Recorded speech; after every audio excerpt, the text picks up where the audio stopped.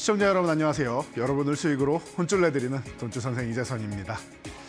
자, 여러분 이제 3월도 이제 첫 번째 주가 이제 싹 지나가고 있습니다. 자, 그러다 보니 지금 여러분들 지금 시장이 좋은 거야? 아니면 나쁜 거야? 아니면 트럼프에 의해서 지금 일희일비하는 시장인데 이거 정말로 괜찮은 건가? 오늘만 해도 우리나라 반도체 이 부분에 대해서 칩스법으로 건드리고 있는데 괜찮은 건가? 고민이 많으실 것 같습니다. 그런데 이제 경칩이 지나고 나서 이제 개구리도 울고 이제 날씨도 일교차가 심해지고 있죠. 낮에는 좀 따뜻하고 그리고 아침 저녁에는 조금 시원한, 좀 선선한 이런 흐름이 연출되고 있습니다. 자, 이런 것처럼 우리 주식시장도 그렇다고 생각하시면 돼요. 일희일비하는 것 같지만 어떻게 보면은 특정 섹터는 조금 따뜻해졌다가 특정 섹터는 이제 뭐 국가 외교적인 부분에 있어서 살짝 밀렸다가 다음 날 되면 또 바뀌고 이런 모습이 계속 연출되고 있지 않나 싶습니다. 그러고 나서 어떻게 되느냐? 이 불확실성이 조금 해소가 된다라고 하면은 다시금 전체적으로 따뜻해지면서 꽃이 피는 봄이 오는 겁니다. 이제 봄 초입에 들어섰습니다. 여러분 계좌도 조만간 꽃이 다시 한번 필 수 있는 이런 계좌가 될 테니까 걱정하지 마시고요. 오늘 신대가들의 투자 비법 끝까지 집중해 주신다라고 하면은 여러분들이 최근에 가장 궁금해하시는 부분들 제가 모두 해결해 드리도록 하겠습니다. 자, 강의로 넘어가서 우리가 지금 트럼프 2.0 세대에 살고 있다라고 했습니다. 그래서 관세 전쟁이 나오고 여러 가지 측면에서 트럼프가 이제 발언을 할 때마다 일희일비하는 모습이 벌어지고 있습니다. 그래서 우리 시작할 때만 해도 어떻게 이렇게 일희일비할 수 있느냐라고 계속 얘기를 하고 있는데 이 부분에 대해서 여러분이 흔들릴 필요는 없는 것 같아요. 이거는 결정되고 나서 보시면 되고요. 그리고 우리가 필요한 건 뭐예요? 결국 목적이 무엇인지 목적지까지만 가면 되는데 정말로 갈 수 있느냐만 생각하시면 돼요. 이 목적지가 뭐예요? 지금 일희일비하는 이유가 트럼프 대통령이 본인이 원하는 것들을 얻기 위해서 어제는 A라고 했다가 오늘은 B라고 했다가 내일은 C라고 하는 겁니다. 그러니까 여러분들이 편안하지 못한 거예요. 아니 이 사람이 정신이 나간 사람도 아닐 텐데 그렇게 똑똑한 사람이 미국 대통령이 됐을 텐데 왜 이렇게 감정 기복이 심한 것처럼 그때그때 본인이 하고 싶은 말만 하는 것 같은가? 이거는 제가 계속 말씀드리는데 시간이 부족해서 그런 것입니다.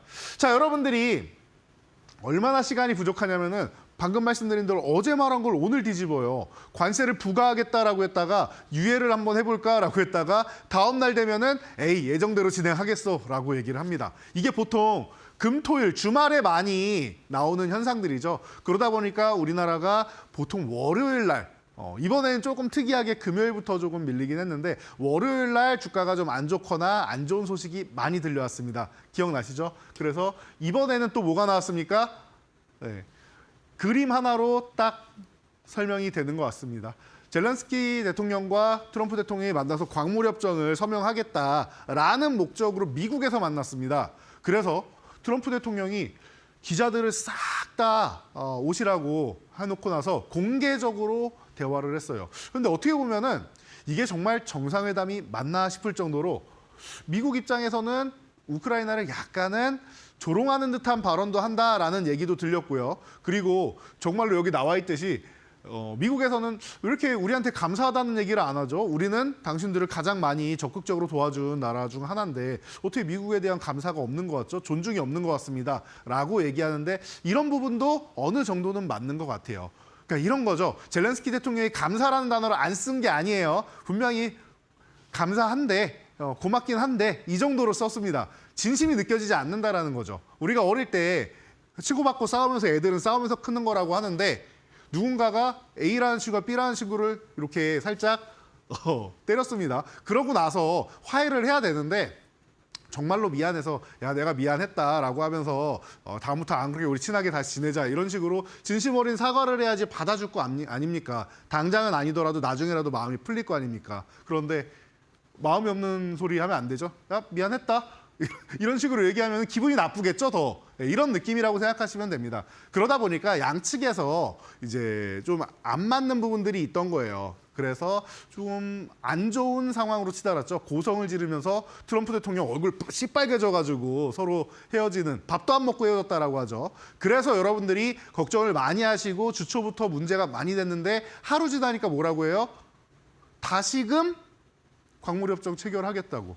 이대로 돌아가면은 유럽 입장은 어때요? 전 세계에서 다 전쟁이 끝난다라고 생각하고 있는데 이런 부분까지도 해결이 안 된다라고 하면, 정말로 해결하기로 하고 가서 그냥 돌아온다라고 하면 유럽 입장에서도 전쟁이 계속 질질 끌려나가는 겁니다. 굉장히 서로 불편한 관계가 되는 거예요. 미국이 또 그럼 유럽을 또 압박할 수도 있겠죠. 그러면은 서로 또 불편해질 거 아닙니까? 가장 좋은 거는 전쟁이 빨리 끝나는 거고, 우리가 알고 있는 목표는 이거예요. 그러니까 최종적인 목표를 위해서 다 같이 진행을 하는데, 미국이 원하는 것을 얻기 위해서 트럼프 대통령이 좀 과격하게 행동한다라고 보시면 돼요. 그래서 우리나라 입장에서는 불편합니다. 저도 좀 불편한 부분이 있습니다. 그런데 미국 입장에서는 가장 최대의 효율을 얻는다. 이것만 여러분들이 알고 가시면 돼요. 목적이 무엇이냐. 겉으로 나오는 표면적인 이야기만 여러분들이 듣는 게 아니라, 중요한 거는 여러분 과거의 책 중에 한참 유행했던 로마인 이야기라는 책이 있습니다. 거기에 율리우스 카리사르 편에 이제 우리가 보통 시저라고 많이 부르죠. 거기에 이런 내용이 나옵니다. 율리우스 카리사르는 이제 어딘가에서 연설을 하거나 할 때 단 한 가지 뜻만 포함하고 말을 하지 않는다. 두 가지 이상의 뜻을 포함하고 말한다. 즉 겉으로 표면적으로 나와 있는 것만 우리가 생각하면은 이 사람이 생각하는 속뜻을 알 수 없다라는 뜻이에요. 왜 이 사람이 이런 발언을 했는지에 대해서 깊게 생각해보고 통찰력을 가져야지만 우리가 이 시장에 흔들리지 않고 대응할 수 있다라는 겁니다. 여기까지만 여러분들이 잘 따라오고 앞으로 실천해 나갈 수 있다라고 하면은 제가 볼 때는 지금 시장은 어렵지 않습니다. 정해져 있어요, 이 사람이 원하는 거는. 그리고 이미 다 얘기를 해왔던 거고요. 그 과정에 있어서 협상을 할 때 지금 마음이 급하니까 일일비하듯이 하루하루 말을 바꾸는 거다. 말을 바꾸는 것처럼 얘기하는 거다. 이렇게 보시면 됩니다. 자, 그래서 글로벌 지수는 어떻게 됐냐? 살짝만 보고 가겠습니다. 여러분들 뭐 계속 이제 너무 어렵게 생각하실 필요가 없어요. 다우지수 어떤 상태예요? 사상 최고치 계속 돌파하다 45,000포인트에서 뭐 하고 있습니까? 잠깐 저항받고 그 다음에 저항받고. 이거 이중천장 아닙니까? 라고 여러분들 생각하실 수 있는데 이 구간에서 이중천장이 될 수도 있고요. 그리고 그냥 박스권을 이렇게 그리다가 돌파해서 넘어갈 수도 있습니다. 충분히 괜찮은 움직임이라고 저는 보고 있습니다. 그러니까 여러분들이 과하게 지금 구간에서 우려감을 가질 필요 없다. 미증시는 이미 작년 말부터 쉬어야 된다, 조정을 받아야 된다, 이 얘기 여러분들 귀가 따갑게 들으셨을 거예요. 그런데 올해 초까지도 양호했잖아요. 특히나 이제 나스닥 같은 경우에는 계속 양호했단 말이에요. 작년 말에 고점 찍고 계속 고점을 두들기면서 크게 안 밀렸죠. 그러다 보니까 최근에 다우지수는 조금 전에 보신 박스권에 갇혀 있는 모습인데 나스닥은 어때요? 기존 박스권이 하단이 요 구간 19,000 초반 정도 된다. 19,000에서 19,200 사이 아니냐 이렇게 얘기가 나왔었는데 요 구간이죠. 그래서 많이 밀리면 19,000, 보통은 19,200 전후 구간에서 반등이 나오는데 지금 이 구간을 이탈하니까 여러분들이 걱정을 하시는 겁니다. 아니 우리나라는 미국의 기술주의 영향을 많이 받는데 이거 문제가 커지는 거 아니야? 라고 생각하시는 거죠. 또 칩스법 얘기 다시 꺼냈죠. 칩스법 얘기 꺼내고 있는데 그럼 문제가 되는 거 아니야? 라고 하시는데 사실 칩스법 그래요. 우리나라에는 부담이 될 수 있는데 큰 자금을 투자해서 미국의 공장을 지었기 때문에 문제가 되는 거예요. 네. 그렇죠? 큰 자금을 투자해서 미국의 공장을 지었기 때문에 문제가 되는 거고 그리고 어차피 일반 메모리 반도체 있죠? 우리나라에 있는 뭐 D램 산업이나 이런 부분 같은 경우에는 미국에서 생산 안 합니다. 여기는 파운드리 시장이 진출을 한 거잖아요. TSMC가 가장 크게 영향을 받고 삼성전자가 크게 영향을 받는 겁니다. 그래서 투자 규모를 보면은 삼성전자는 대규모 투자를 하는데 하이닉스는 좀 미비하다라는 얘기 많이 나올 거예요. 하이닉스는 파운드리로 들어간 게 아니기 때문이에요. HBM 같은 경우 미국에 있는 기업들에다 그냥 자체에서 생산해서 팔아버리면 된단 말이에요. 근데 만약에 D램 쪽을 일반 메모리 쪽을 SSD나 이런 쪽을 다 해서 생산을 한다라고 하면은 미국에서 생산해서 다시 다른 국가로 수출을 해야 되는 이런 상황입니다. 그러니까 그런 쪽은 진출을 안 하는 거죠, 일반 메모리는. 이해가 되십니까? 이 정도까지 이해되시면은 여러분들이 아, 삼성전자는 좀 위험할 수 있는데 하이닉스 쪽은 그래도 좀 괜찮겠구나 정도로 생각하시면 됩니다. 자, 그래서 나스닥 같은 경우가 이렇게 밀려서 우리나라에 영향 많이 받는 거 아니냐? 영향을 단기적으로는 받죠. 당연한 겁니다. 오늘 같은 경우에도 마벨 테크놀로지가 장 끝나고 실적 발표했는데 시간외로 15% 내려가는 거 보셨을 거예요. 그래서 우리나라 오늘 HBM 관련 주들이랑 이런 반도체 이제 중소형사들 해서 살짝 밀리는 모습 보셨을 텐데 그런 영향은 당연히 받는 겁니다. 그런데 2보 전진을 위한 후퇴라고 생각하시면 됩니다. 지금 미국 시장은 많이 올랐으니까 밀리는 게 당연한 거고요. 우리나라 시장은 작년 연말까지 어때요? 어느 글로벌 국가보다 시장이 안 좋았습니다. 이 부분을 해소해 나가는 구간이에요. 그러니까 너무 미국 시장에 대해서 우리나라랑 단기적인 연동은 있지만 이게 절대적인 역할을 하지 않는다라는 것만 알고 가시면 돼요. 자, 유럽은 전쟁 끝나는 것을 기정사실화하고 시장이 움직인다라고 말씀드렸죠. 독일 지수만 봐도 이렇게 멋지게 움직이는데 이러니까 젤렌스키 대통령이 그냥 돌아오니까 당신 뭐 하는 거냐, 다시 가서 협정하고 와라라고 등 떠밀고 있는 겁니다. 물론 겉으로는 트럼프 대통령이 너무 무례했다 이런 얘기도 하고 왜 그렇게 좋은 자리에서 그런 말을 하고 압박을 하느냐라고 말은 해도 뒤에서는 등 떠밀고 있는 겁니다. 이런 외교적인 입장을 여러분도 알고 가셔야 돼요. 자, 그리고 중국 같은 경우는 지금 미국이 가장 제재를 심하게 가하는 나라다라는 거 모르는 사람이 없습니다. 당연한 거예요. 그런데 뭐 딥시크도 나오고 알리바바 같은 경우도 다시 한번 우리가 또 AI로 일어서겠다라고 발표를 하고 있고, 그리고 가장 큰 피해자였던 이제 화웨이 같은 경우 글로벌 시장에서 거의 퇴출되다시피 했었는데 화웨이가 트럼프 대통령 취임하고 나서 우리는 글로벌 시장에 복귀하겠다라고 선언을 해버렸죠. 마치 선전포고하는 것 같았습니다. 화웨이가 나왔다라는 거는 의미가 꽤 크지 않나 싶습니다. 그런 측면에서 중국 같은 경우도 지금 자신감을 얻고 있는 것 같아요. 주가가 크게 올라가진 못하지만 밀리지 않는 게 어딥니까?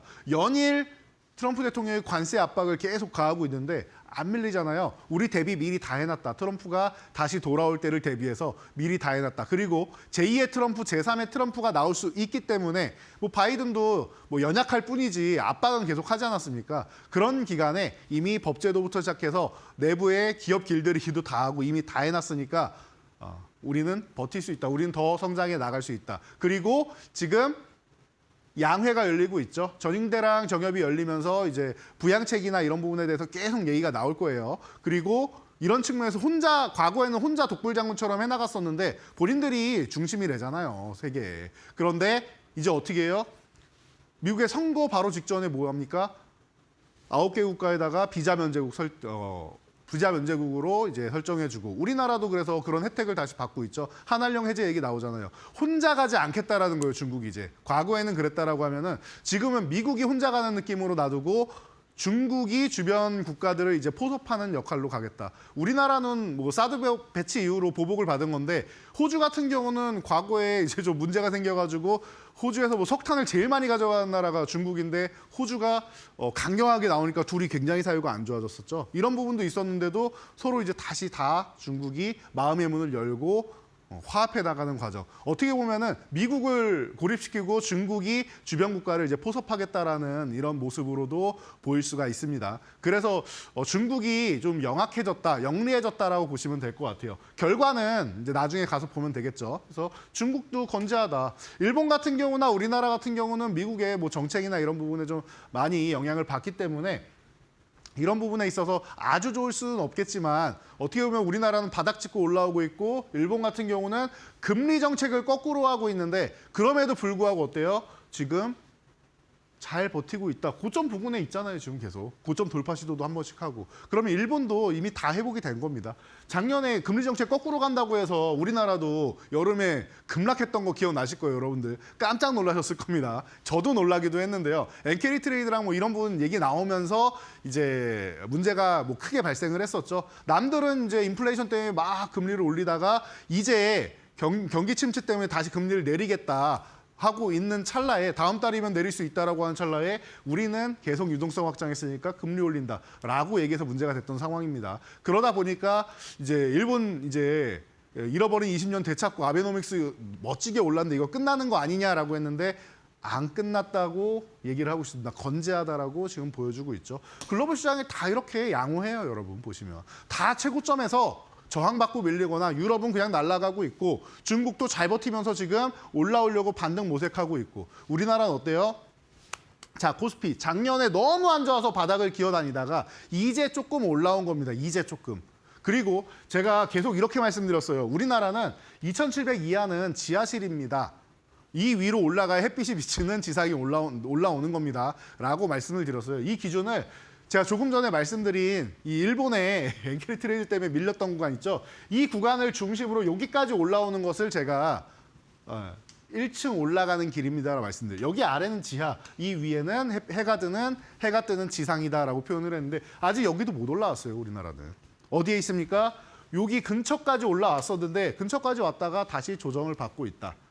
라고 보시면 돼요. 자, 그래서 코스피 같은 경우는 사실 이 구간은 좀 강해지려면은 뭐 밸류업 관련주나 이런 부분이 조금 세져야지 좋아질 수 있습니다. 그런데 이제 은행주 같은 경우는 작년 연말까지도 좋았었기 때문에 휴식을 취하고 있다. 그래서 3월이 중요하다라고 말씀드린 게 3월 결산 법인들이 이제 밸류업 쪽으로 해서 좀 올라올 수 있느냐를 여러분들이 관심 가져보시면 돼요. 그래서 3월에서 4월까지 이어가 준다라고 하면 이 조정을 끝낼 수 있다라는 거 여러분들도 체크해 보시면 될 것 같습니다. 자, 그리고 코스닥 같은 경우는 뭐 개인 투자자분들이 더 많이 관심 갖는 분야죠. 이 분야에 대해서는 여러분들 걱정할 필요 없다라고 말씀드렸습니다. 제가 분명히 바닥을 찍고 올라가려면은 투매가 발생해야 됩니다. 투매는 680을 이탈하고 630을 흔들어야 됩니다라고 말씀드렸는데 그 구간이 이 구간이에요. 680을 이탈해야 되는데 이탈해서 630을 흔드는 구간, 그래서 여기서 얼만큼 더 내려가느냐 혹은 이 구간만 살짝 흔들고 마느냐 이런 차이가 있는데 이거는 2015년부터 계속 반복됐던 현상입니다, 여러분. 그래서 이날이었는데 이날 투매 가능성이 있다라고 시작부터 개파락 나오고 좋았었는데 그 분위기를 삼성전자가 자사주 10조 매수합니다라고 해서 양봉으로 해서 마무리 지어버렸죠. 그래서 제가 이거 투매 나와야 되는데 투매가 발생하지 않으면 어떻게 되느냐, 억지로 버티면은 L자형으로 간다라고 했습니다. L자형으로 가죠. 횡보하죠. 그래서 결국에는 작년 12월에 투매가 발생한다. 그리고 나서 이 투매가 나오면 저점을 찍고 움직인다라고 말씀을 드렸는데 정확하죠. 이 이후에 우리나라 코스닥은 너무나도 강력합니다. 역회된 숄더 모양을 만들고 올라간 다음에 횡보, 올라간 다음에 횡보만 하고 있어요. 그리고 지금 어떤 상황이냐? 에이, 이게 무슨 횡보예요? 지금 밀렸잖아요. 라고 하시는 분들. 제가 이 부분도 매일 오후 2시 20분 말로 없는 코너에 나와서 말씀드리는데 자, 780포인트 이 구간이 제가 아까 코스피에서 말씀드렸던 지상으로 올라가는 구간이에요. 이 경계 구간이란 말이에요. 780까지 이미 와서 저항 구간을 건드렸습니다. 코스닥은. 저항까지 올라온 거예요. 그러니까 저항 구간에 올라와서 돌파 시도를 하고 그럼 저항을 돌파해야 되는데 저항 맞으면 어떻게 돼요? 급락 나오잖아요. 그리고 힘 모아서 다시 지지력 테스트 받고 올라가는 게 정상 아니겠습니까? 다시 도전을 하고 또 돌파 못하면 또 한 번 급락 나오고 이게 반복되는 현상인데 그래서 박스권이 나오는 건데 지금 어때요? 잘 버텼잖아요, 처음에. 이만큼 코스닥이 강하다는 거예요. 수급이 좋다라는 거예요. 오늘 단기 수급이 안 좋았다? 여러분, 단기 수급이에요. 그리고 그동안 이 구간에서 올라오는 동안 150포인트 이상 올라오는 동안 이때 시장을 끌고 온 코스닥을 끌고 온 주도주들은 최소한 100%에서 200% 이상의 어마어마한 상승률을 누리고 있다는 겁니다. 그러니까 차익 실현 욕구가 나오는 건 당연해요. 단기적으로 차익 실현을 하고 조금 비중을 좀 줄여놓는 거죠. 비중을 줄인다라고 해도 여러분 이렇게 생각하시면 됩니다. 내가 100만 원을 투자를 했어요. 그런데 이게 2배가 됐어요. 그럼 200만 원이죠. 보유한 주식을 50%를 매도를 해도 100만 원 그대로입니다, 여러분. 이해가 되세요? 내가 100만 원을 투자했는데 50% 수익 실현을 했어요. 그래도 처음에 100만 원 투자한 자금은 그대로 갖고 있는 거예요. 그냥 차익 실현한 것만 빼놓은 거예요. 수익금만 빼놓은 거예요, 이게. 이해가 되세요? 만약에 이게 300만 원이 됐다라고 하면은 100만 원을 매도를 해도 200만 원이라는 최초 투자 자금의 2배를 보유하고 있는 겁니다. 이 개념을 여러분들 알고 계셔야 돼요. 이 개념을 알고 계셔야 됩니다. 그래서 이 정도까지 여러분들이 체크를 하고 계신다라고 하면은 지금 시장을 붙잡고 가는 거는 어렵지 않습니다. 그래서 제가 오늘 시장 얘기를 여러분들이 좀 많이 궁금해하셔서 이런 부분을 조금 디테일하게 좀 말씀드렸는데요. 어렵다 생각하지 마시고요. 어떻게 보면은 지금 시장 참 재밌다라고 생각하셔도 될 것 같아요. 저 트럼프가 저렇게 말을 하는데 저는 사실 그렇습니다. 저 사람이 좀 특이하게 행동하고 특이하게 발언하고 이제 빠르게 자꾸 말 바꾸게 하는 것 같고 그러는 거는 맞는데요. 어떻게 보면 좀 귀엽기도 합니다. 왜냐하면은 우리나라가 약소국이라서 그러지 그냥 제3자 입장에서 아예 글로벌 어느 국가에도 포함되지 않는 입장에서 다른 뭐 우리가 화성에 있는 입장에서 지구를 바라본다라고 했을 때 어떻게 보면 귀엽기도 합니다. 본인이 원하는 걸 취득하기 위해서 이렇게 했다가 안 되니까 또 저렇게도 해보고 빠르게 뭔가 하는데 시간이 임기가 4년밖에 안 되니까 시간이 부족해갖고 전전긍긍해야 하는 그런 모습이 보여요. 어떻게 보면 또 귀엽기도 합니다. 그런 모습을 보면. 물론 저는 트럼프를 별로 안 좋아합니다. 그냥 그런 모습이 그렇게도 보인다는 거예요. 여러분들도 통찰력을 갖고 이런 부분에 대해서 너무 감정 소모를 많이 하지 마시고 그 팩트 그대로 보시면 어떨까 하는 그런 생각을 제가 제안드려 보도록 하겠습니다. 자, 오늘 신대가에서는 이런 기본적인 글로벌 시장의 흐름을 가지고 여러분들께 강의를 해드릴 건데요. 모든 강의 자료와 그리고 이런 내용들에 대해서 제가 매일매일 뷰를 올려드리고 있죠. 어디서 뷰를 확인하실 수 있는지 여러분들 한번 전체 화면으로 확인하시고 바로 오늘의 본격적인 섹터와 종목 강의 시작하도록 하겠습니다.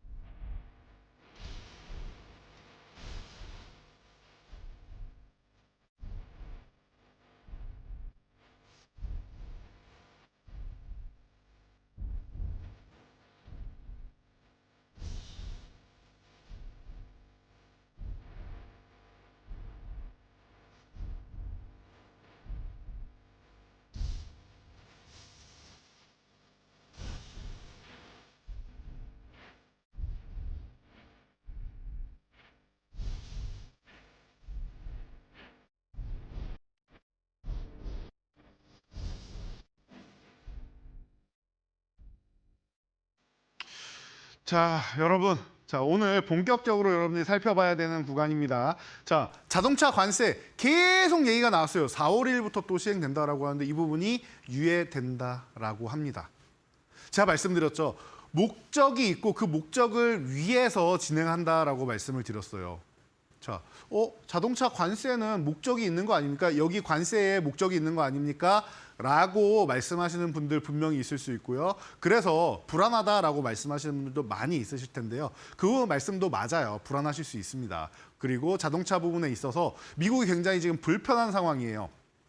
우리가 그 한미 FTA 기억나실 겁니다. 그 당시에 얼마나 많은 얘기가 나왔냐면요. 우리 FTA 간단하게만 볼게요. 저도 이때는 뭐 어린 시절이었던 것 같은데 이때 가장 우려감을 많이 나타낸 게 자동차 쪽으로 해서 우리가 어떻게 미국 기업을 이기느냐. 그래서 세금을 이렇게 서로 이제 안 내거나 거의 없다시피 해서 이렇게 오간다라고 하면은 미국이 우리나라 자동차 시장을 다 점령하는 거 아니냐 해서 우려감이 굉장히 많았습니다. 그리고 또 여러 가지 우려감들이 있었는데 그중에 제가 제일 기억나는 것들이 이 자동차 부분하고요. 또 하나가 뭐냐? 미국산 소고기 문제. 이 부분에 대해서 또 얘기가 많았습니다. 뭐 그 당시에 뭐 광우병이 오느니 뭐 이런 얘기가 많았죠. 그래서 그런 부분은 검사를 철저히 하면 된다라는 얘기가 있었습니다. 그래서 저는 이 두 가지가 가장 크게 기억에 남아요. 물론 여러분들은 무엇이 기억에 남는지도 한번 떠올려 보시면 좋을 것 같습니다. 자, 그랬는데 지금 상황은 어때요? 글로벌 시장에서 현대기아차, 현대차 그룹이 어마어마하게 성장을 했단 말이에요. 그 이후에. 그래서 글로벌 판매량 3위에 올라 있습니다, 여러분. 그 정도로 어마어마한 기업이 돼 있어요. 처음에는 가성비 쪽으로 해서 시장을 파고들었었는데 이제는 디자인이나 이런 부분도 외국의 유명하신 분들도 다 모셔와가지고 세련되게 많이 바뀌어 있고 그리고 이제 기능이나 이런 측면에서도 과성비가 아니라 정말로 그냥 자동차가 좋다라는 얘기가 많이 나오고 있어요. 그러니까 고급 브랜드 제네시스 같은 경우에도 판매가 잘 되기 시작하고 있다는 겁니다. 여기에서 여러분들 포인트를 보셔야 돼요. 우리나라 기술이 발전하다 보니까 이렇게까지 올라와서 오히려 거꾸로 되었구나라고 생각하시면 됩니다. 아니, 미국 자동차 팔아먹으려고 했는데 한국이 와서 자동차를 다 팔고 있네. 얼마나 불편합니까? 그래서 이 부분에 대해서 뭐 IRA부터 시작해서 여러 가지 측면에서 이제 우리나라를 또 견제하는 이런 부분들이 계속 나왔던 겁니다. 이제 이해가 되시죠? 여러분들도 뭐 대부분 알고 계실 거라고 생각합니다. 모르면 지금부터 알면 되죠. 자, 그런데 갑자기 왜 자동차 관세에 대해서 유예를 하느냐. 이 부분을 핵심으로 보자고요. 자, 우리나라에서 미국은 워낙 비싸니까 인건비도 비싸고 그러잖아요. 그럼 어느 쪽을 우회합니까? 북미 쪽으로 우회한단 말이에요. 그래서 멕시코 쪽에 공장이 굉장히 많습니다. 우리나라의 부품사들도 그렇고요. 굉장히 많습니다. 뭐 그리고 자동차 기업 말고도 이런 철강 회사들도 실제로 많이 진출해 있어요. 자동차 강판 공급해야 될 거 아닙니까? 강판부터 그런 소재부터 시작해가지고 다 북미 쪽, 멕시코 쪽에 특히나 많이 가 있단 말이에요.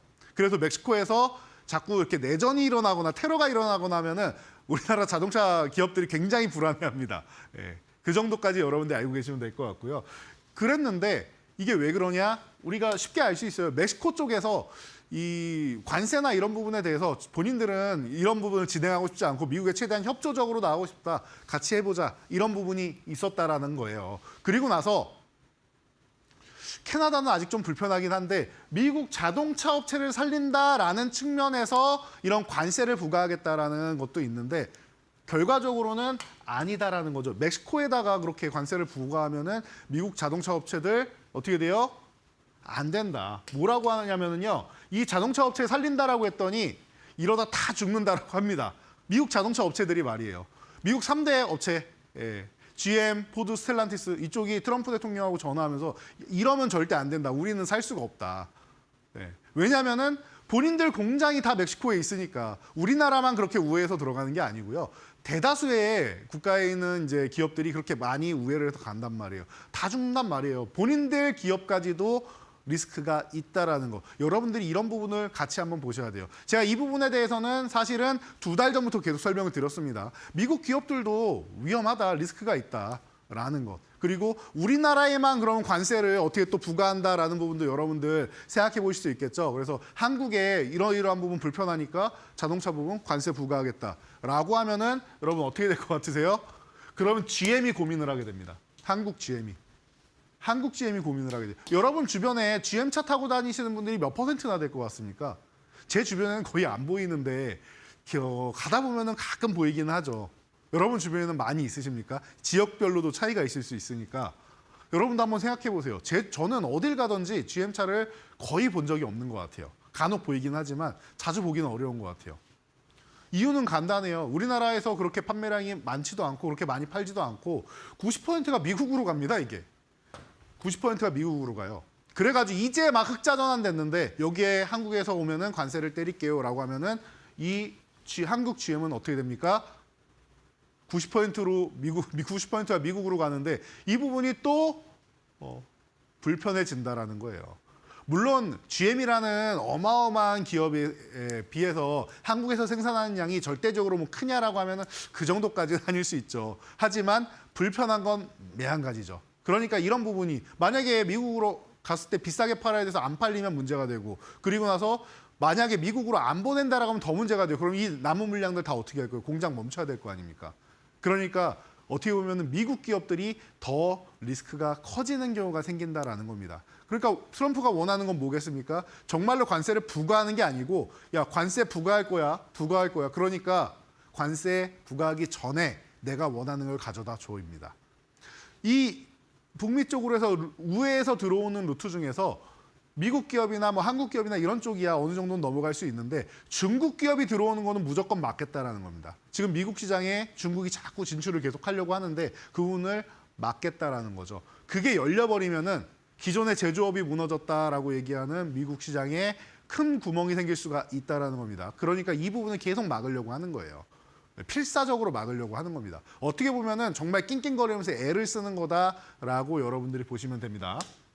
그래서 미국에서는 이러한 현상이 벌어지고 있기 때문에 우리나라도 뭔가 협상 카드를 준비해서 물론 그냥 공짜로 이렇게 계속 유예만 받을 수는 없으니까 우리도 협상 카드를 작은 걸 하나 준비해서 이제 선물로 주고 관세를 이제 부과하지 않는 방향을 하면 된다. 이게 협상의 기술이다라고 보시면 됩니다. 자, 그래서 여러분들 가장 기다리는 시간이죠. 그러면은 이런 가운데 어떤 종목을 우리가 또 살 수 있겠느냐. 지금 관세가 유예됐는데 딱히 종목이 움직이는 것 같지는 라고 생각하시는 분들 계실 거예요. 왜냐하면 유예된 거니까 또 다시 관세 부과한다라고 얘기할 거 아니에요. 시간 되면은. 계속 날짜 될 때마다 원하는 걸 얻을 때까지 진행할 거 아닙니까? 그래서 여러분들이 오늘 안 움직였다라고 해서 실망감을 보일 수가 있는데 저는 그렇게 생각합니다. 오히려 최근에 이런 관세나 이런 부분 때문에 쉬고 있는 구간에 있는 이 종목들이 제가 볼 때는 앞으로 또 여러분들한테 핵심이 될 수 있다. 관세 부분이 해결이 된다라고 하면은 제자리 찾아서 올라가는 거는 어렵지 않다. 너무나도 당연한 일이다라고 봅니다. 그래서 자동차주 기본적으로 봐야겠죠. 저는 항상 말씀드리지만 해외 쪽을 볼 때는 현대차보다는 기아를 선호한다라고 말씀을 드렸습니다. 이유는 왜 그러느냐? 간단해요. 그냥 차 종을 보면은 저는 기아 쪽이 외국인들이 좀 더 선호하지 않을까 싶습니다. 물론 디자인이나 이런 부분은 이제 그거는 뭐 그때그때 취향 차이겠지만 기본적으로 현대차 했을 때 생각나는 차종이 여러분들은 어떤 차입니까? 라고 제가 질문을 한번 드려보면은 이쪽 라인업이 제일 많지 않나 싶어요. 기본적으로 아반떼, 소나타, 그랜저 이쪽 세단 라인업이 가장 많이 퍼져 있지 않나 싶습니다. 요즘에는 뭐 워낙 뭐 이제 차종을 다변화하기는 했지만 기본인 것 같아요. 이게 현대차의 핵심이었다. 우리나라에서 특히나 보시면 되는데 기아는 핵심이 뭡니까? 저는 기아면은 과거에 이제 생각나던 이런 가장 많이 떠오르는 거는 모닝 같은 경우가 많이 떠오르고요. 그리고 뭐 소렌토라던가 이런 쪽이 많이 떠오릅니다. 세단보다는 이쪽이 더 강한 포트폴리오를 가지고 있다는 거예요. 그러면은 잘 생각해 보세요. 미국이나 유럽 같은 경우에는요. 실용성을 중시 여긴단 말이에요. 나한테 필요한 게 무엇인가를 보고 간단 말이에요. 그러니까 미국은 픽업 트럭 같은 거, 뭐 RV 같은 거 잘 나가잖아요. 유럽도 마찬가지고요. 그럼 유럽도 뭐 세단이나 이런 건 전 세계별로 다 잘 나가는데 일반적으로 많이 판매되는 거 뭐예요? 소형차, 경차 이런 거 많이 나가죠. 연비도 좋고 어디 가기도 편하고. 그러니까 주변의 체면, 요즘에 뭐 하차감이라는 말도 있던데 이런 하차감이나 이런 거 생각하기보다는 실용적인 걸 생각한다. 그러면은 기아의 이런 제품들이 포트폴리오가 이 차종들이 더 현지에서 전략적으로 잘 통할 수 있다라고 과거부터 제가 이거를 2009년부터 말씀드렸던 것 같아요. 그런데 그의 기대에 부응하면서 기아가 어마어마하게 성장을 하고 있죠. 특히나 해외에서 굉장히 인정을 많이 받고 있습니다. 거기에다가 추가로 뭐예요? 미국에서 전기차 보조금 받았죠. 현대차 3종, 기아차 2종 이렇게 받았다라고 최근에도 얘기가 나왔는데 현대차는 지금 또 이제 뭐 중국 관련된 이제 부품들을 이런 부분 때문에 잠깐 유예가 돼 있는 상황이고 기아는 정상적으로 받고 있습니다. 얼마나 좋습니까? 기아는 미국에서 보조금을 받고 있다라는 거예요. 보조금 혜택이 없어져도 경쟁력이 있는 계속 얘기가 나오는 게 뭡니까? 지금 테슬라가 미국에서 굉장히 점유율을 확대하고 뭐 이미 선점을 한 상황인데 테슬라를 위협할 수 있는 전기차는 폭스바겐이나 토요타가 아니라 현대차 그룹이다라는 얘기가 나오고 있죠. 그럴 정도로. 그래서 IRA 때도 어마어마하게 로비를 해가지고 미국 이 3대 자동차 기업들이 로비를 해서 우리나라 기업의 진출을 최대한 늦추려고 막고 있었다라는 얘기도 여러분들 많이 들어보셨을 겁니다. 그 정도로 미국 시장에서는 꽤나 강력하다. 유럽도 당연하고요. 그래서 글로벌 시장에서 인정을 받고 있다라고 보시면 됩니다. 아직까지도 가성비 쪽으로 괜찮지 않나 싶습니다.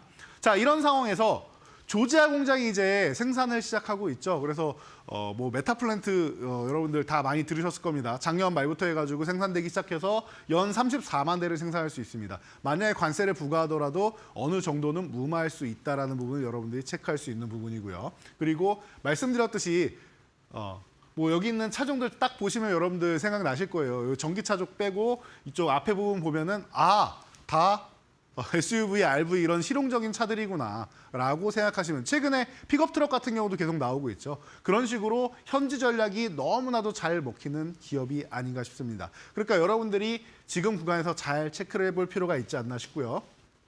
98,000원 구간에서 지금 오늘 종가 형성하고 있는데 괜찮습니다. 10만 원 아래 너무나도 감사한 구간이 아닌가 싶어요. 밀릴 때마다 그냥 계속 모아간다 생각하시고 10만 원이 회복되면 그때부터 본격적으로 움직인다라고 보시면 될 것 같아요. 그래서 목표치는 제가 이렇게 봤는데 저는 과거부터 이렇게 말씀드렸습니다. 이 이 종목이 6만 원대 이렇게 있을 때도 저는 12만 원 아래 있을 종목은 아니고 15만 원은 당연히 가야 된다라고 생각합니다라고 누누이 말씀을 드렸었는데 지금도 동일합니다. 저는 목표치가 최종이 아니라 1차 목표치가 15만 원이라고 생각합니다. 지금보다 50% 이상은 더 올라가야 된다.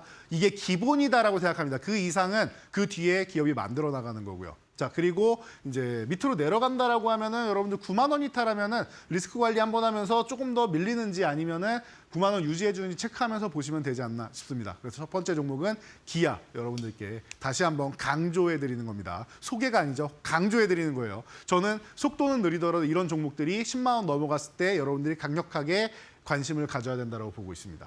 두 번째도 자동차 부품주 하나 준비를 했습니다. 성우하이텍, 기존에도 제가 몇 번 여러분들께 소개해드렸던 종목인데요. 뭐 글로벌 시장에 미리미리 진출을 다 해놨던 기업이에요. 그래서 이제 엘라베마라든지 아니면 조지아 같은 경우에 뭐 이미 20년 전부터 진출을 뭐 했다라고 얘기를 하고 있는데 이렇게나 이제 앞서 나가는 이런 모습을 보여왔고요. 그리고 이제 살티오, 이게 멕시코입니다. 멕시코 살티오 쪽에도 이제 진출해 있고 하다 보니까 계속 말씀드렸던 전쟁 기지를 미국에 짓는 방법도 있지만 여기 멕시코 쪽으로 이렇게 우회해서 들어가는 전략을 미리부터 취했던 기업 중 하나가 바로 성우하이텍입니다. 어떻게 보면은 현대차 그룹하고는 이 과거에 이제 오징어 게임에서 또 다시 한번 회자된 깐부라는 단어 있죠. 그 깐부라고 할 수 있는 기업이 아닌가 싶습니다. 자동차 부품주들은 이렇게 딱 정해져 있는 부분에 있어서는 기존 기업들하고 계속 이제 소통을 한다라고 보시면 돼요. 1차 벤더들은 여러분들 기본적으로 보면 된다라고 생각하시면 될 것 같고요.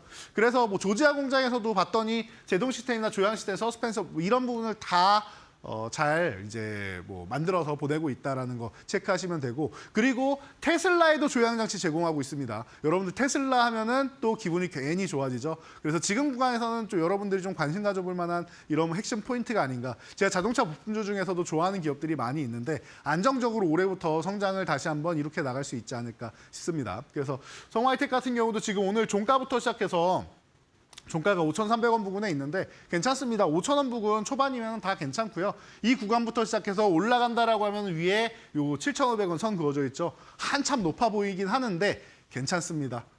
50% 가까이 되는 수익이긴 하지만 충분히 가능하다라고 보고요. 저는 추후에 이 구간을 돌파하면 10,000원 구간 까지는 어렵지 않게 가지 않을까 싶습니다. 그리고 10,000원이 제가 보는 목표치의 끝은 아닙니다. 시장 상황이나 이런 부분을 고려해야 돼서 1차 목표치 도달하면 그 다음 목표치를 보고 하는 거지, 나눠서 보는 거지, 저는 10,000원도 그냥 지나가도 이상할 게 없는 기업이다라고 보고 있습니다. 자, 그러니까 여러분들 이런 부분을 잘 생각하시고요. 만약에 밑으로 밀린다라고 하면은 그래도 5,000원 이탈하면은 짧게 잡아드렸어요. 5,000원 이탈하면은 한번 리스크 관리했다가 회복될 때 보거나 아니면은 음봉 밀릴 때 어디서 다시 매수해야 되느냐라는 부분에 대해서는 제가 항상 교육방에 올려드리고 있으니까 여러분들 함께 하시면서 주가도 체크하시고 목표나 이런 부분에 도달했을 때 매도해야 되느냐, 그냥 보유하고 더 가야 되느냐, 이런 부분에 대해서 매도가 가장 어렵다라고 하는데 제가 다 여러분과 함께하면서 알려드리고 있으니까 여러분들이 적극적으로 참여하셔가지고 보시면 좋을 것 같습니다. 보셔서 뭐 기분 좋다라고 하시면 여러분들이 뭐 좋습니다라는 표시도 해주시고 하면 좋을 것 같은데요.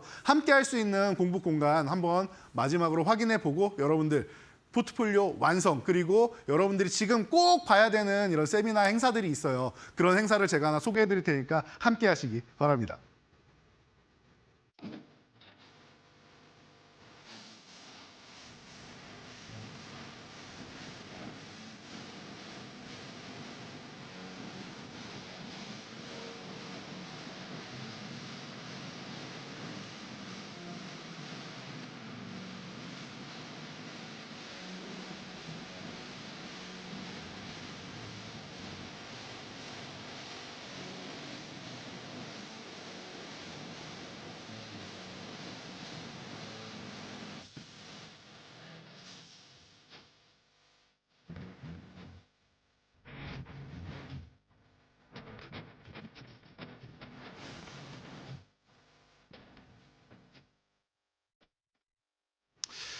자, 여러분. 자, 이 행사를 들어보셨나요? 인터 배터리. 요즘에 여러분들이 관심 갖기가 너무 어렵고 작년에 너무나도 힘들어 하셔가지고 여러분들이 꼴도 보기 싫다 하실 수도 있는 섹터 중 하나가 아닌가 싶습니다. 그럼에도 불구하고 과거의 영광을 또 생각한다라고 하면은 지금이라도 봐야 하나라고 고민이 많이 되는 게 바로 전기차 섹터가 아닌가 싶어요. 그래서 조금 전에도 기아 설명드리면서 이제 뭐 전기차 관련 쪽 말씀을 드렸었는데 그렇습니다. 우리나라에서 뭐 가장 큰 배터리 행사라고 생각하시면 돼요. 인터 배터리 2025. 사실은 저도 여기를 가 있어야 되는데 제가 방송으로 그냥 못 가고 있습니다. 제가 초청이나 뭐 이런 부분이 다 돼 있어가지고 이번 주도 그렇고 다음 주도 그렇고 여러 세미나들이 있는데 초청장이 다 옵니다. 그런데 못 가고 여러분과 이제 이 자리에서 함께하기 위해서 제가 간단하게 준비를 했으니까요. 여러분들 한 5분 정도만 집중해 주시면 될 것 같습니다. 자, 지금 역대급 행사라고 해요. 688개의 뭐 최다 기업들이 참여해가지고 글로벌 기업들 다 와가지고 지금 전기차 캐즘을 이겨내보자라고 서로 으쌰으쌰 하고 있습니다. 그래서 지금 기존에 있던 기술력에다가 앞으로 더 좋아져야 될 거 아니에요. 제일 중요한 게 뭐냐, 전기차 쪽에서 지금 주행 거리나 이런 부분, 그리고 화재 많이 나니까 안전에 대한 부분, 이런 부분 계속 얘기가 나오고 있죠. 그리고 또 뭐 있습니까? 전고체나 이런 부분으로 또 넘어가는 새로운 기술력, 그리고 뭐 4680이나 뭐 이런 부분, 46파이라고 지금 얘기하는데 뭐 차세대 이제 배터리들 계속 나오고 있다 보니까 이런 부분에 대해서 관심이 많고 ESS 쪽에서 관심이 많아진다라는 거예요. 어찌됐거나 여러분들 지금이야 잠깐 조금 속도가 느려지고 캐즘이다라고 해서 속도가 느려지고 판매량이 느려지고 경기 때문에 조금 이제 우리가 이제 소비가 좀 줄어들고 하다 보니까 좀 저조한 건 사실입니다. 예. 그런데 결론적으로 2040년에서 50년 되면은 우리가 알고 있는 기존 내연기관 자동차는 판매를 안 하겠다라는 국가들이 점점 늘어나고 있죠. 미국이 아무리 파리 기후협약을 탈퇴해도 미국은 주별로 운영되지 않습니까? 대표적으로 캘리포니아 같은, 우리나라에 제주도 가면 전기차들 많잖아요. 그런 것처럼 캘리포니아주부터 시작해가지고 점점 확산이 될 수 있다란 말이에요. 이런 부분이. 아직은 2025년밖에 안 됐지만 이게 10년 지나서 2035년이 되면은 이제 코앞으로 다가오는 겁니다. 그러면은 그 10년 동안 얼만큼 잘 준비를 하느냐가 또 중요하겠죠. 그 이후에 내연기관 자동차를 사용하시는 분들께는 뭐 과태료나 여러 가지 뭐 부과되는 불이익이 많이 있을 수 있으니까 그런 부분을 지금부터 준비를 차곡차곡 해나가야 된다. 시간이 많은 것 같기도 하지만 또 어떻게 보면은 여러분들 5년, 10년이라는 세월이 어떻게 보면 또 순식간에 이렇게 지나가는 경우도 있죠. 우리 이렇게 생각해 보시면 될 것 같아요. 코로나가 처음 시작돼서 팬데믹이 열렸습니다. 저는 그렇게 오래된 것 같지 않은데 여러분들 생각은 어떤지 모르겠어요. 벌써 5년 됐습니다, 여러분. 그 5년 정도 지나면은 2030년이 되는 거고 그게 한 번만 더 지나면은 이제는 가시권에 들어온다. 한 번 더 지나면 정말로 2040년이 되는 거예요, 여러분. 글로벌 국가 중에서 이 내연기관 차를 볼 수 없는 국가들이 2040년부터는 많이 생긴단 말입니다. 이해가 되시죠? 그래서 인터배터리에서 핵심이 뭐냐? 중국 기업들, 특히 비아디가 어마어마하게 확장해 나가면서 우리나라도 진출하고 있다라고 하죠. 그래서 뭐 미국에서는 일본에서는 도요다보다 뭐 판매량이 많다라고 하는데 사실 도요다는 전기차 제품을 거의 판매를 하지 않습니다. 하이브리드나 이런 쪽은 생산을 해도. 그러니까 판매를 해야지 팔리죠. 그래서 그거는 좀 숫자상에 좀 문제가 좀 있는 거고 우리나라 같은 경우는 이제 보조금 혜택이나 이런 부분 때문에 좀 문제가 되고 있죠. 그래서 아니 우리나라에 왜 중국 자동차를 보조금 혜택까지 줘서 판매를 해야 되느냐라는 얘기가 많이 나오고 있는데 그러다 보니까 여기서 또 이제 걸리는 부분이 생겨가지고 지금 판매를 못하고 중간에 이제 멈춰 있다라는 얘기가 있습니다. 계속 지연되고 있다라고 하니까 이런 부분은 우리도 조금 이제 우리나라의 너무 미국만큼의 이제 보호주의를 못하겠지만 어느 정도는 좀 깐깐하게 할 필요는 있지 않나 싶습니다. 그래서 이런 확장에 대해서 글로벌 시장에서 이제 대안을 이제 마련하고 있고 이제 한미 협력 강화 가능하겠느냐 이런 부분도 여러분들이 한번 고민해 볼 수 있겠죠. IRA나 이런 부분에 대해서 계속 우리나라에 부담을 주고 있고 트럼프가 압박을 하고 있는데 그런 가운데도 그래도 우리나라는 뭐 조선이라든지 뭐 여러 가지 원하는 것들이 좀 있지 않습니까? 에너지 전력이라든지 원하는 것들이 있단 말이에요. 그러니까 이런 부분에 대해서 이제 협력을 어떻게 이어나갈 것이냐. 그리고 뭐 일본이랑 뭐 EU랑 뭐 이런 쪽 같은 경우에도 캐즘을 이제 탈피하기 위해서 특히 유럽 같은 경우 탈피하기 위해서 작년 하반기부터 해서 어마어마하게 지금 공략을 하고 있다라고 말씀드렸어요. 그래서 슬슬 극복해 나가는 해를 올해로 보고 있다. 특히 유럽 같은 경우는 유럽이 조금씩 극복되기 시작하면 미국으로 이제 넘어가면서 이제 퍼져 나갈 거다라고 전망을 하고 있는 게 지금 유럽의 입장입니다. 이런 부분에 대해서 여러분들이 한번 고민해 보시면 될 것 같아요. 편안하게 보시면서 이번 세미나 결과나 이런 나오는 부분들도 제가 계속 업데이트해서 올려드릴 테니까요. 여러분들이 함께 보시면 좋을 것 같고요. 자, 시간이 많지 않으니까 간단하게 볼게요. 우리는 이런 상황을 미리미리 대비를 했었죠. 1월 달부터 대비를 했습니다. CS를 먼저 대비해야 됩니다라고 말씀드린 거는 제가 11월 말부터 말씀을 드렸었고요. CS가 나올 때 뭐 이런 종목은 미리 잡아도 됩니다라는 건 10월 말부터 말씀드렸죠. 그런 부분을 여러분들이 생각하신다라고 하면은 바닥권에서 사는 게 얼마나 중요한지 알 수 있습니다. 이수 스페셜티 케미컬, 우리나라에서 전고체 배터리 하면 가장 먼저 얘기 나오죠. 이수화학에서 이제 떨어져 나와서 분사해서 상장되기 전부터 가장 뭐 크게 관심을 받았었고, 그래서 바닥권에서 이제 막 출발할 수 있는 구간이구나, 3만 원 초반 너무 좋다라고 해서 여러분들 소개시켜드리고 지금 벌써 91% 올랐습니다. 여러분 믿겨지십니까? 전기차 관련주가 지금 90%가 올랐다라는 게 올해 여러분들께 소개해드리고 90%가 넘게 올랐습니다. 이게 여러분들 시장의 핵심이 되는 거고, 그리고 이번 올해 계속 기대가 되는 분야다라고 생각하시면 돼요. 자, SOS랩 같은 경우도 마찬가지예요. 제가 작년에 트럼프 당선되자마자 전기차나 이런 부분, 뭐 이런 게 이제 테슬라나 이런 부분 같은 경우가 다른 쪽으로 본다라고 하면 미래는 당연히 자율주행 로봇이다라고 말씀을 드렸죠. SOS랩. 이 현대차와 삼성전자가 반한 라이다 그룹이다라고 말씀드려서 164% 올랐습니다. 이런 종목들 여러분들 바닥에서 잡으시고 먼저 올랐다라고 하면은 조정받는 구간에서 잡아야 된다라고 계속 강조해드리는 거예요. 그래서 이런 종목들로 오늘 포트폴리오 깔끔하게 완성을 해보도록 하겠습니다. 자, 2차 전지 관련주 중에서 소재주가 대부분이죠. 우리나라는. 그러다 보니까 완성차나 뭐 장비주 그리고 소재주가 굉장히 많은데, 이 소재주가 많은 게 양극재가 워낙 뭐 큰 비중을 차지하다 보니까 그런 것 같아요. 그래서 양극재 보시는 분들 많이 있는데 음극재도 좀 봐야 되지 않나 싶습니다. 이 주행거리 얘기할 때 우리나라 이제 인터배터리 하니까 저는 또 테슬라의 배터리데이가 생각나는데요. 그때가 2019년인가 그랬던 것 같아요. 이제 좀 됐죠. 그때부터 이미 주행거리에 대해서 일론 머스크는 얘기를 합니다. 주행거리를 늘릴 건데 앞으로 어떻게 늘려야 되느냐. 내가 볼 때 일단 1차적인 대안은 전고체도 얘기는 했지만 당장 대안은 실리콘 응급제가 될 것 같다라고 얘기를 합니다. 그러면서 이제 뭐 실리콘 응급제 쪽에 이제 첨가제 쪽을 이제 개발하는 기업이 많이 이제 등장을 하고 있는데, 우리나라의 뭐 LG 쪽하고 LG에너지솔루션 쪽하고 가장 밀접한 기업이 어디냐라고 하면 대주전자재로 생각하시면 됩니다. 그래서 실리콘 응급제 대장주다라고 누누이 말씀을 드렸고, 전기차 캐즘에도 이게 우리나라만 들어가는 게 아니죠. 그러다 보니까 실적은 오히려 계속 성장을 하고 있어요. 여러분들 업황이 안 좋을 때 실적이 좋아지는 기업이라면 업황이 좋아지기 시작한다면 얼마나 더 좋아지겠습니까? 기본적으로 여러분들이 숫자가 찍히는 기업 이런 얘기 많이 들으셨을 텐데 그에 해당하는 기업이다 보시면 되고요. 뭐 무역의 나라에 뭐 7천만 불 수출의 탑 뭐 이런 부분 보시면 알겠지만 우리나라뿐만 아니라 수출 쪽으로 어마어마하게 성장하고 있다라는 거 생각하시면 됩니다. 그래서 지금 뭐 현재가부터 여러분들 뭐 체크를 하셔가지고 보시면 될 것 같고요.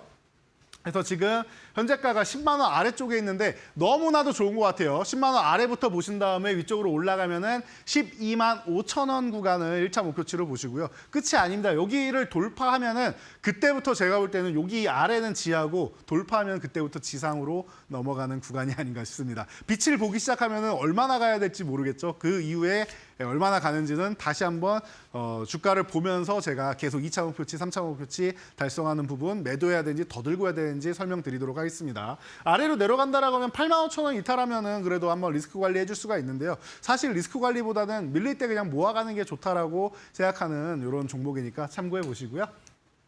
자, 자율주행 관련주 조금 전에도 말씀드렸지만 테슬라가 최근에 이렇게 무너졌다가 올라온다라고 하면 자율주행 쪽이 또 한번 부각될 수 있다. 저는 다시 봐도 SOS랩이 제일 좋은 것 같아요. 그래서 지금처럼 쉬고 있는 구간에 여러분들이 모아가는 거 정말 좋은 구간이 아닌가 싶습니다. 그래서 제가 뭐 꾸준하게 이제 종목 설명은 많이 드렸으니까 대응 전략 정도만 다시 한번 드리면 되지 않을까 싶어요. 어떻게 보면 AS 전략이 될 수 있겠죠. 그래서 지금 현재가부터 이렇게 여러분들이 시작해가지고 12,060원에 있는데 저는 이 종목이 15,000원 구간 정도는 기존에 이렇게 저항받은 구간인데 여기는 어렵지 않다라고 봅니다. 에게라고 생각하시는데 여기를 돌파해야지 다시 한번 2층, 3층으로 올라갈 수 있는 이런 모습을 여러분들이 발견할 수 있다는 겁니다. 그래서 이 구간이 지금 저항으로 만들어져 있고 보시면 박스권은 이 안에서 그리고 있기 때문에 박스권 돌파가 되면은 박스가 얼마나 길었느냐에 따라서 이 상승폭이 결정이 됩니다. 저는 15,000원 돌파가 기본이라고 말씀드린 거고 저는 2만 원도 넘어서 그 이상도 충분히 가능하다고 보니까 여러분도 같이 체크해 보시고요. 대신 이제 11,000원 이하로 내려간다라고 하면은 좀 한번 정리했다가 12,000원 회복될 때 혹은 10,000원 구간으로 갔을 때 다시 한번 재매수한다 보시면 될 것 같습니다. 자, 여러분 오늘도 이렇게 멋지게 달려왔는데요. 트럼프부터 시작해서 여러 가지 측면을 제가 알려드리고 각종 세미나들 이렇게 알려드릴 수 있다라고 했는데 다음 주에도 그렇고 계속 세미나는 꾸준히 있으니까 여러분들이 우리 시장이 핵심이 될 수 있는 종목들, 핵심이 될 수 있는 섹터들 다 뽑아보시면 될 것 같습니다. 제가 다 알려드릴 테니까 우리 신대가들의 투자비법 많이 사랑해 주시고요. 여러분들 저희 교육방에서 매일매일 함께 하시기 바랍니다.